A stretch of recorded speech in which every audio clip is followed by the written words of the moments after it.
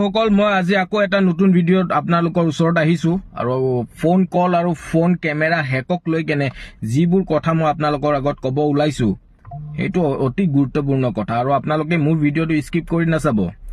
আপোনালোকে এটা মোবাইল কিনাৰ পাছত যদি আপোনালোকে ভাবি আছে যে কেমেৰাটো সম্পূৰ্ণৰূপে আপোনালোকৰ তত্ত্বাৱধানত আছে তেনেহলে আপোনালোকে সম্পূৰ্ণৰূপে ভুল ভাবি আছে। এই কেমেৰাটোৰে হেক কৰাৰ পাছত আপোনালোকে মোবাইলটো জলৈ লৈ নাযায়, বাথৰুমত লৈ যায়, কাপোৰ সলাওঁতে যি কামতে লৈ নাযায় কিয় আপোনাক চাই আছে। এইটো মোৰ লগত হৈছে দেই, সেইকাৰণে মই আপোনাক কৈ আছো। মই বহু কথা ইয়াৰ ওপৰত জানি লৈছো, তাৰ পাছতহে আপোনালোকৰ লগত এই কথা বা এই ভিডিঅ'বিলাক আপোনালোকক শ্বেয়াৰ কৰি আছো। 3 পৰা 4 বছৰ ইয়াৰ পিছফালে ঘূৰাৰ পাছত মই বহু কথা গম পাইছো। ঠিক আছে, সেইকাৰণে মোৰ কথাখিনি আপোনালোকে গুৰুত্বপূৰ্ণ কথা। যদি আপোনালোকে ভাবে যে নহয় গুৰুত্বপূৰ্ণ নহয় তেনেহলে আপোনালোকে সেইটোৱে কৰক যিটো আপোনালোকে এতিয়ালৈকে কৰি আছে।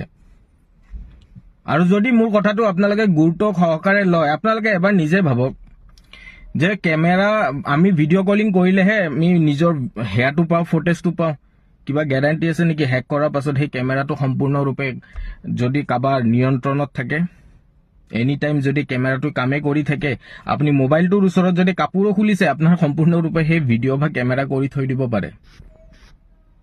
এইটো একদম সত্য কথা। আৰু আপোনালোকে যদি ভাবিছে যে ইয়াৰ পৰা আপোনালোকে মানে এই বস্তুটো একেবাৰে সম্ভৱ নহয়, তে আপোনালোকে একেবাৰে ভুল ভাবিছে। এইটো মোৰ লগত হৈছে আৰু মোৰ 3 পৰা 4 বছৰ এই বস্তুবিলাক জানাৰ কাৰণে মই লৈছো। তাৰ পাছত আজি মই ভিডিঅ' বনাই আছো। এনেকুৱা নহয় যে মই তাৎক্ষণিকভাৱে মই এই ভিডিঅ'টো আপোনালোকৰ ওচৰত বনাইছো। এই মোবাইল ফোন আৰু মোবাইল কেমেৰা হেক কৰাৰ পাছত আপোনালোকে কেতিয়াবা অনুভৱ কৰিছে এজন ব্যক্তিয়ে কিয় সুইচাইড কৰি আছে আজিৰ সময়ত?